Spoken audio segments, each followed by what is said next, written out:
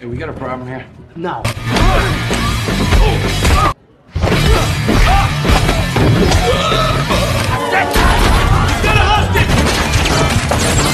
Drop your weapon! Do it now!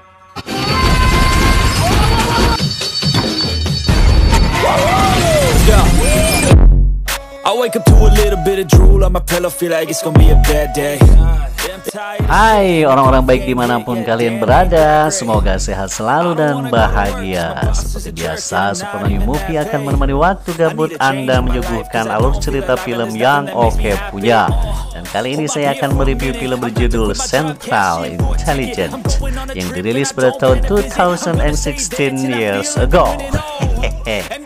Film ini sendiri menceritakan tentang seorang anak sekolah yang memiliki body semok dan mercy atau meber kasisi, dan dia dibully dipermalukan di depan teman-temannya di acara perpisahan sekolah. Dan 20 tahun kemudian siapa sangka ia telah berubah menjadi pria yang jatot atau jangkung, badak, dan berotot, dan dia juga sebagai agen CIA maksudnya ya. Ya, pria tersebut adalah bernama Robbie yang diperankan oleh The Rock atau Dwayne Johnson. Selamat menyiksikin. Diceritakan di sebuah sekolah SMA, ada seorang siswa yang sedang asik mandi sambil joget-joget dan bernyanyi. Ya, dia adalah bernama Robbie, si pria gendut dan culun. Ia tampak menikmati lagu tersebut layaknya seorang bintang yang sedang konser tunggal. Asik. Sementara di balik tembok toilet terlihat beberapa orang temannya dan salah satunya bernama Trevor. Nah, ini dia orangnya. Mereka sedang mengintip dan sepertinya sedang merencanakan sesuatu untuk kerjain si gendut itu.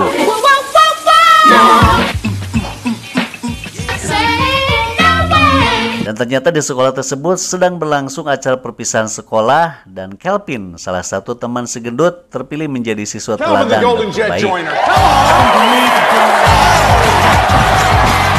Pada saat Kelvin sedang memberikan sambutannya atas penghargaan dari sekolah tersebut, tiba-tiba Check out my wig!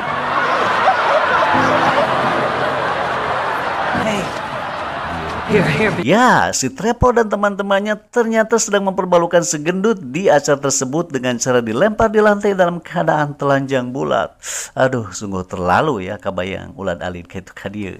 20 tahun kemudian diceritakan Kelvin bekerja di sebuah perusahaan sebagai seorang akuntan. Di waktu jam makan siang, ia diajak istrinya Maggie ke acara reunian sekolah, tapi Kelvin menolaknya karena ia merasa malu ditanyai tentang pekerjaannya hari ini. 20 tahun lalu, ia sebagai siswa terbaik dan kini mungkin pekerjaannya tidak sesuai ekspektasi mereka. I just don't want to go. Calvin. I just changed my mind. I'm not going. Pada waktu menyelesaikan pekerjaannya di kantor, tiba-tiba saja Kelvin mendapatkan permintaan pertemanan di Facebook atas nama Bob Stone dan tanpa foto. Dan tentu saja ia tak mengenalinya. Yang ia tahu si Bob ini sama-sama lulusan SMA dulu. Dan setelah mereka saling ngechat di FB, si Kelvin ini terkejut karena ternyata Bob Stone ini adalah tak lain Robbie Werdy, yaitu si pria gendut yang pernah dipermalukan di acara perpisahan SMA dulu. Lalu mereka pun janjian di sebuah kafe. Robbie Weirdick? You remember Robbie Weirdick from the guy who got thrown out the gym butt ass naked senior year? Setelah mereka bertemu, betapa kagetnya Kelvin melihat si Robbie yang dulu seorang pria gendut culun bahan elegan sararea atau sering dibully teman-temannya, kini telah berubah menjadi pria yang kekar, jangkung, badak, dan berotot. Yang kalau berjalan tangannya sudah suka rada-rada ngangkang ya, seperti sedang ngelek hayam begitu. Robbie Weirdick. Look at you, you've lost like 200 pounds. Look great. Stop it. No, you haven't changed. See, you gained it back in muscle. Come on, I'm buying. Come on. Oh. Dan mereka pun lalu ngawangku ngalir ngidul dan saling menceritakan pengalaman masing-masing selama ini setelah lulus dari sekolah tersebut.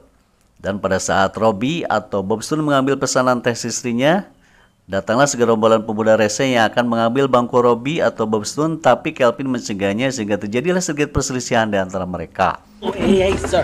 Somebody's actually sitting. It's my seat. Move your meat, lose your seat. Yeah, someone was. No, hey. You seriously gonna go there, bro? Dan hingga akhirnya Bob Stone pun datang dan menyuruh mereka minta maaf sama Kelvin karena dia telah menghina Kelvin. No. And we're not gonna leave until he apologizes.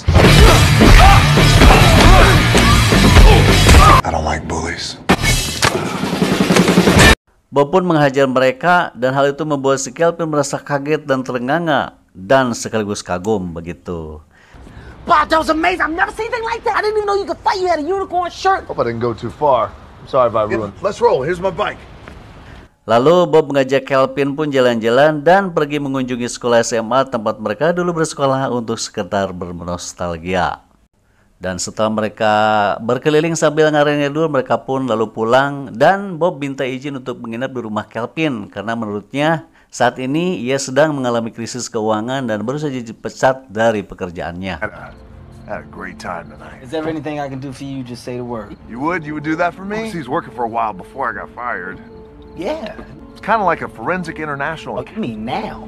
Oh, that's awesome. Di rumah Kelvin, Bob menyuruhnya membuka situs pelelangan besar yang bisa diakses para mafia dan pelelangan tersebut akan berakhir pada 14 jam kemudian. Man, it kind of looks like it's a bunch of offshore escrow. This clock here says it's all going to end tomorrow. Good night, Jet. Keesokan harinya ketika Kelvin akan berangkat kerja, tiba-tiba saja datang 3 agen CIA yang salah satunya bernama agen Pamela. Mereka ternyata sedang mencari buronan bernama Bob Stone. Have you had any contact with this man? My name is Pamela Harris. Yeah, he's on my couch sleeping. Dan dengan polosnya Kelvin pun memberitahu mereka bahwa tuh si Bob sedang tibra di kamar belakang. Ampun dah. Namun ketika mereka ngecek ternyata Bob sudah tidak ada di tempat tersebut dan ruangan tersebut pun sudah tertata dengan rapih dan bersih. Bob Stone is a dangerous psychotic. Don't put me and him zero ties. Okay? Lalu Pamela pun menambahkan bahwa Bob adalah agen CIA yang telah berkhianat ketika ditugaskan untuk mencarikan sebuah website yang berisi beberapa akun bank yang memiliki jutaan dolar. Dan selain itu Bob juga telah membunuh rekannya untuk menghilangkan jejak yang bernama Phil. Pamela pun meminta Kelvin untuk memancingnya dan ia akan menjaga percakapan mereka dimanapun mereka berada termasuk di kantornya. Hello, Calvin Joyner, accounting. I'm in the stairwell of your building. 2 flights. I'm in big trouble. Oh God. Tak lama kemudian, si Bob nelpon Kelvin dan meminta bantuannya bahwa dia sedang berada di lantai bawah atau parkir. Nah, namun ketika para agen CIA itu pergi ke lantai bawah, tiba-tiba Bob muncul di depan Kelvin. Jadi ternyata si Bob ini mengelabui ya. Hey, great job. Jet. I'm in the CIA. Oh no shit. What did you just do? It's a tradecraft, buddy. Setelah sedikit perselisihan, lalu Bob pun memohon pada Kelvin agar ia dapat membantunya. Tetapi Kelvin menolaknya dengan tegas. Ia tidak ingin ikut campur dan terlibat dalam urusan tersebut. I'm being serious right now. Thank you.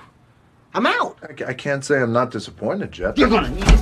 He's in here! He's got a gun! He's got a gun! Jet. Malah lalu ia berteriak memberitahu para agen CIA bahwa si Bob ada di sini. Lalu Bob pun menyerang Kelvin dan keributan pun terjadi di sana.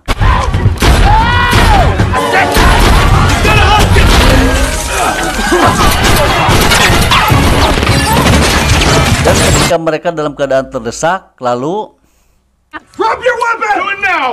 Nowhere to run, Agent Stone. I got a plan.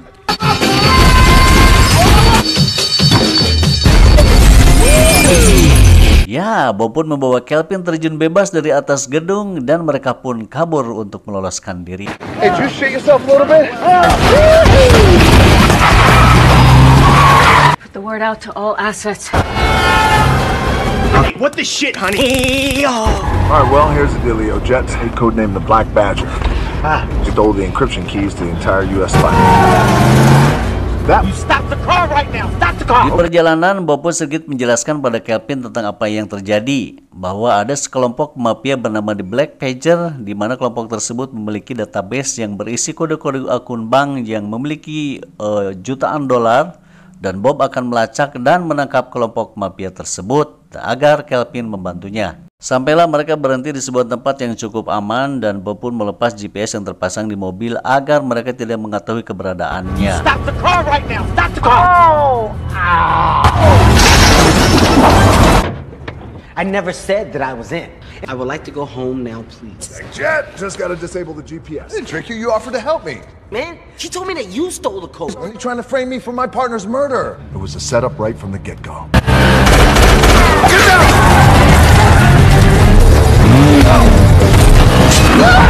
Ketika Bob akan berduel, Kelvin yang pada saat itu sedang nyempot di kolong mobil melihat motor nganggur, lalu secepat kilat ia pun kabur dan Bob pun tertangkap.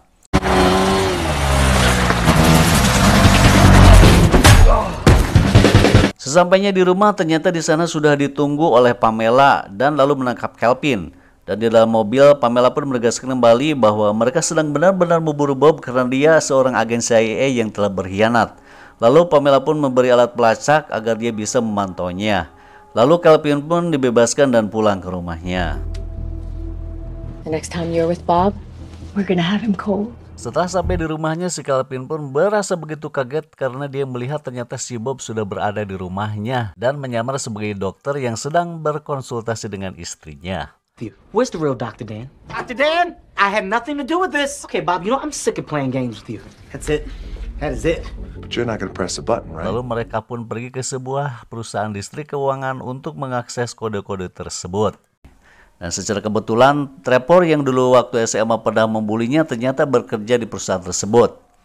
Bob pun meminta Trevor untuk mengakses data-data transaksi yang dilakukan oleh kelompok mafia Black Pager itu. And I will never let you down again, I promise. I'm sorry. I had to. I didn't have a choice. Di parkiran gedung, mereka disergap tim CIA yang ternyata sudah mengetahui keberadaan mereka melalui perangkat sadap yang dipasang di si Kelvin. Lalu mereka pun tertangkap dan dibawa ke markas untuk diinterogasi. Dan ketika Bob ditanyai tentang keterlibatannya dengan Black Pager dan tuduhan atas kematian temannya bernama Phil, ia hanya bisa terdiam sampai akhirnya si Pamela memotong jari Bob agar bisa mengakuinya. Tapi ya karena memang dia tidak melukakannya, dia pun hanya bisa diam. Sementara si Kelvin merasa kasihan juga melihat temannya itu yang sedang mengalami penyiksaan. Lalu dengan cekatan ia pun merebut pistol salah satu dari mereka dan mengancam agar bisa membebaskan si Bob.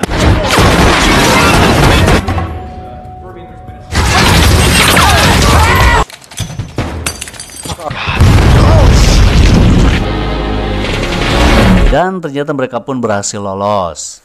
Di perjalanan, Kelvin mencoba memasukkan data transaksi dan lokasi kelompok mafia dengan menggunakan perangkat milik CIA. Dan alhamdulillah wa syukrulillah, akhirnya mereka pun menemukan lokasi para penjahat tersebut. Boston. You ever steal a plane before? Dan muncullah ide yang sangat brilian, yaitu dengan cara MAUX alias mencuri kapal jenis capung untuk pergi ke sana. Dan akhirnya rencana mereka pun berhasil. Just doesn't make any sense, man. Its coordinates are correct. We should be standing right on top of it. It's an underground parking garage. Sesampainya di sana, Bob pun menyuruh Kelvin agar menunggu saja di pesawat karena terlalu berbahaya baginya. Sedangkan Bob sendiri akan menyusup ke dalam markas Black Pager yang berada di ruangan bawah tanah atau di basement parkiran. Agen Pamela ternyata sudah mengetahui lokasi Bob dan Kelvin berada melalui bantuan sutradara. Sementara itu di lokasi parkiran bawah tanah, Bob sedang bernegosiasi dengan para anggota Black Pager. Namun tiba-tiba, Thought you'd never ask. The package. You're making a mistake. I am the Black Badger. muncullah Phil, yaitu rekan Bob yang meninggal pada waktu itu dan ternyata masih hidup dan telah memasukkan kematiannya. Phil ternyata anggota Black Pager yang sesungguhnya. Di saat yang bersamaan datanglah pasukan agen Pamela menyergap dan baku tembak pun terjadi dengan serunya.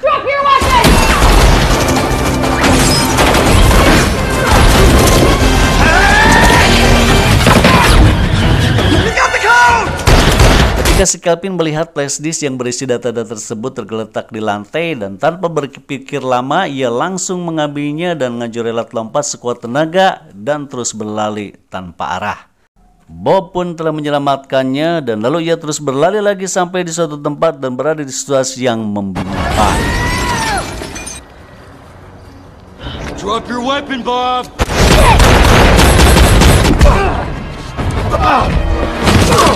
Distraction. Lalu pada akhirnya Phil pun dapat dilumpuhkan dengan jurus kretek abal-abal Thea. Dan setelah semuanya selesai, akhirnya agen Pamela pun menjemputnya dan mengantarkannya ke tempat sekolahnya dulu yang kebetulan sedang berlangsung acara reunian. Agen Pamela pun tak lupa minta maaf pada Kelvin dan Bob atas semua tuduhannya selama ini. Lalu setelah itu mereka pun pergi masuk ke acara reunian.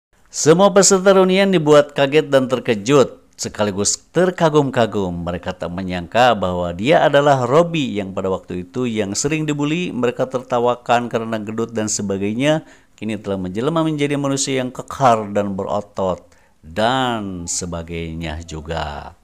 Dan film pun selesai alias tamat ya.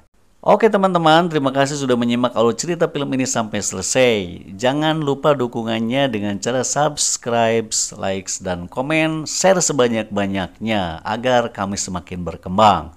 Dan tunggu saja alur-alur cerita film berikutnya yang tentunya akan lebih menarik dan seru punya. Terima kasih.